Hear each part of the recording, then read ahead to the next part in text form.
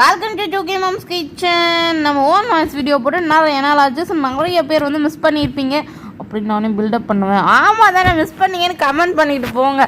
என்ன பண்ண போகிறோன்னா எக் பஃப் தான் பண்ண போகிறோம். வீட்லேயே ட்ரை பண்ணியாச்சு, நல்லா தான் வந்திருந்தது. இன்னும் சூப்பராக வந்திருந்ததுன்னா நான் கண்டிப்பாக உங்களுக்கு ஃபுல் வீடியோவை அப்லோட் பண்ணுறேன். மைதா மாவை ஆல்ரெடி பிசைஞ்சு கொஞ்ச நேரம் ஊற வச்சு 3 லேயர் மாதிரி ஷீட் மாதிரி பண்ணிவிட்டு நம்ம பண்ணி வச்சுருந்தா ஆனியன் மசாலாவை உள்ளே வச்சுட்டு பாயில் பண்ணி வச்சுருந்தேன் ஆல்ரெடி எக்கு. அவங்களுக்குலாம் குளிர்றதுன்னு சொன்னாங்க, அதனால் பெட்ஷீட்டை போற்றி தூங்க வச்சுட்டேன் அவங்கள.